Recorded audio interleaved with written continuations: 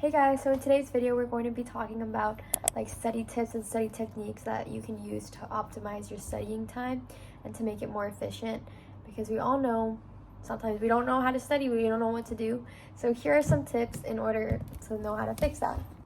So the first thing I recommend that you could do is you could establish a routine. Like, you're just able to develop that discipline and that consistency, especially if you've just started the IB. Then it's like better to establish a routine before. So like, for example, my routine is I'll get home, I'll shower, and then around 5 I'll make myself a coffee, then I'll like get into the flow of working, so you wouldn't have like time to procrastinate.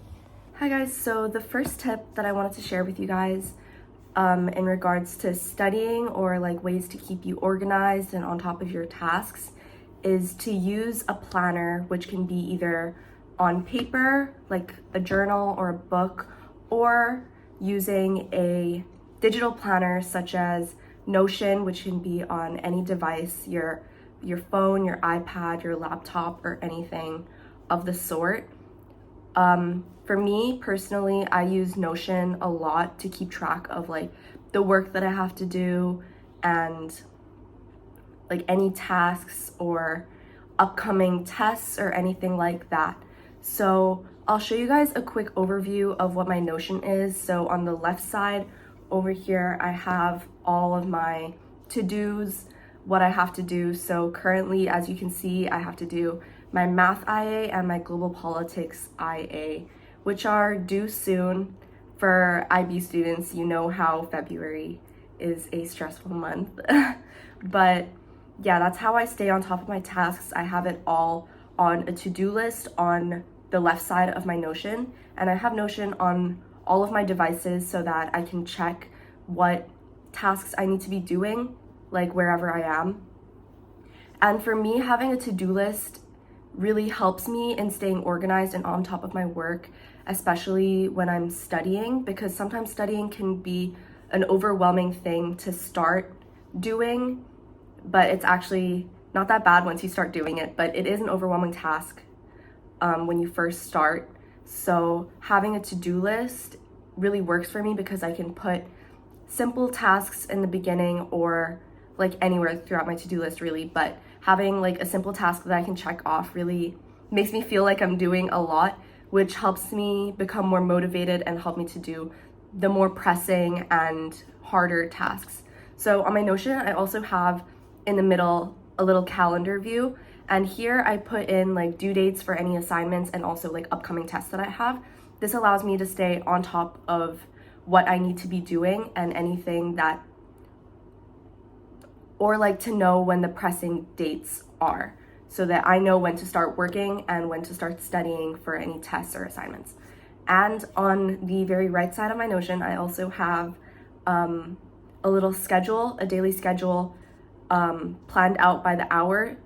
For me, I have it there. I don't use it that often. It doesn't really work for me, but this might work for you, so I'll say it anyways. But on the very right side, I have an hourly daily schedule type thing, and when I'm feeling like it, I'll usually put in what tasks I have to do. This is especially effective for me if I have a lot to be doing throughout the day, and this allows me to see it and schedule it out so that it doesn't feel as overwhelming.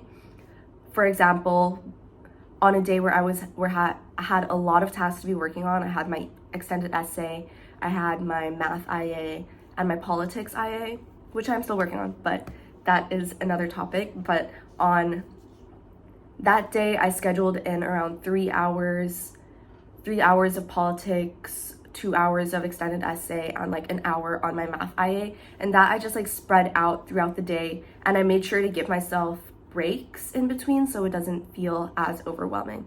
But yeah, this is, I feel, a very effective, not really a study tip, but a way to keep yourself organized, and it does allow you to get over the hill that beginning studying can be. So that is my first tip for you guys. Okay, so for a third tip, I would highly recommend, if you figure out if you're a night owl or an early bird. Like, if you're a night owl, then you can just finish everything at night, whereas if you're an early bird, you can just go to sleep early and just wake up extremely early. So figure out what you are, figure out when you're more productive, and choose that timing for yourself. Another tip that I find is really helpful when I'm studying is to use flashcards. This can be either, again, on paper or digitally, like on Quizlet.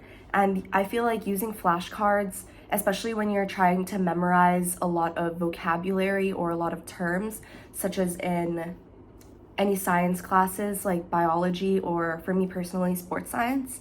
This also helps a lot in like for assignments where you, again, have to memorize a lot of stuff. Like this is really helpful in psychology, standard level or higher level, if you guys are taking that, as well as in global politics. Sometimes we have short answer assignment or short answer response type quizzes, and there are a lot of terms to remember, especially when you're trying to remember like definitions and stuff.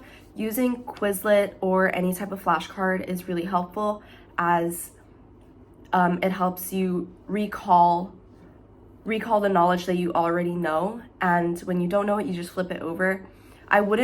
When you're doing flashcards, however, I wouldn't recommend immediately flipping it over when you don't know the answer. For me personally, I try to read the flashcard out loud and say my response out loud, and I just say anything, even if I don't really know it. I'll say anything that comes to mind that's related to it, of course, and then I'll flip it over, and then if I really don't know the definition or the term that I'm trying to know, then I'll take down notes on it and try to write out my response so that I have like the motion of writing and I remember it better in my head.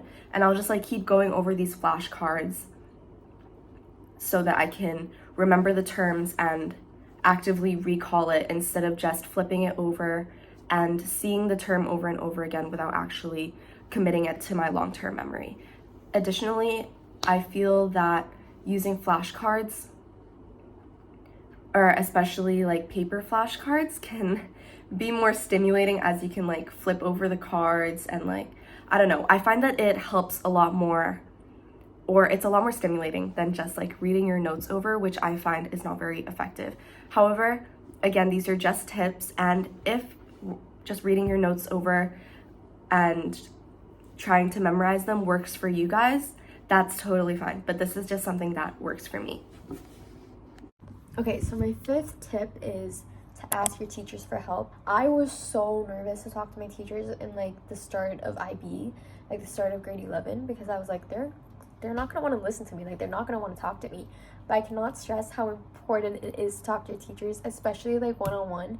They'll just explain stuff to you like so much, like you just understand it automatically, because it's like they're giving you one-on-one time instead of just teaching the whole class, so you can just directly ask questions where you're stuck, especially for IAs. If you like, it's so crucial to understand your IA feedback so that you know how to fix it.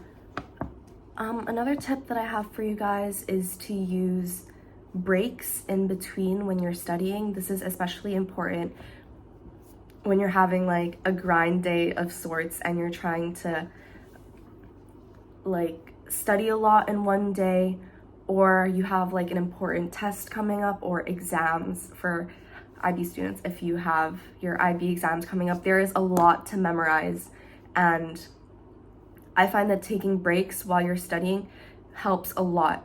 You can call this like the Pomodoro method, where you do like 25 minutes of studying, 5 minutes of rest. Just like having a small break in between, even if it's a very short break, is very helpful, as it takes your mind off of the studying for a little bit, and then you can get back into the focus, because after a while, when you're studying for too long, it may become ineffective when you're like trying to memorize everything. It may be ineffective to keep studying for a really long time, as you might get, you get tired or you get bored of the stuff that you're reading, and then you're not going to remember it as well as when your brain is fresh and you're ready to learn. So taking breaks in between is really important. One thing that I find, like from personal experience, is when I'm studying and I do the Pomodoro method, where I take like a 5-minute break in between, I won't go on my phone or any other like distracting devices or anything like that, because you can get sucked into whatever you're doing on your phone or your electronic device, and that will distract you from studying, and you won't want to go back to studying. Trust me, from personal experience. But there are also ways to spend your breaks in between, like you can do a little exercise, or you can step outside to get some fresh air before you get back into studying. Exercising in between may also be like effective. Every time you feel like you want to stop, just like do a push-up or like a couple jumping jacks, so that you won't want to actually take a break and you'll just continue studying. But yeah, that's the tip. Okay, so my next tip is like to have study groups. Don't have that motivation and consistency yourself. Someone else might. So then if you are in a group, and then if you are in that scenario, you'll be like, oh my god, everyone's studying but me. Let me do it. Better if you just go with people who will keep you disciplined. Okay, the final tip that I have for you guys today is to use like timers or something of that sort while you're studying, so you can keep track of the time that you've been studying. An application that I really like to use while I'm studying is Forest. Forest is like a studying app in which you can like set an amount of time that you want to be studying for yourself, and you can label these so that you know how much time you spend working on each subject or studying for each subject. And the way Forest works is every time you set a time for yourself to study, you can choose a tree or a plant that you want to plant in your digital forest. And every time you finish studying, those trees will plant in your forest. And an interesting thing about Forest is every time you plant a tree on your app, they will plant a tree in real life. So this is also a fun way to help the environment while you're studying. But also, one thing I really like about Forest is that if you cancel your tree while you're in the middle of studying and you don't finish the allotted amount of time that you set for yourself, your tree will die, and that dead tree will stay in your forest. And in my opinion, it's just kind of ugly and it ruins the vibe of your forest. So that is also an extra motivator for you to keep studying for that allotted time. And another thing that Forest allows you to do is set deep focus mode, which means that you are not allowed to open any other application on your phone other than Forest, or else your tree will die. Yeah, so that is also an extra motivator.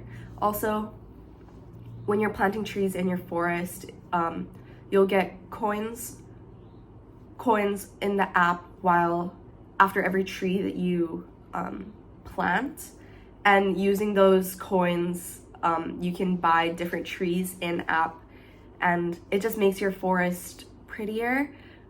So if you're the type of person like me who has to make studying pretty, or you have to romanticize your studying for it to be effective, because me personally, if I'm studying and I feel gross while I'm studying, I'm not going to be able to focus on my studying. So using Forest and planting cute trees while you're doing your studies can also help a lot.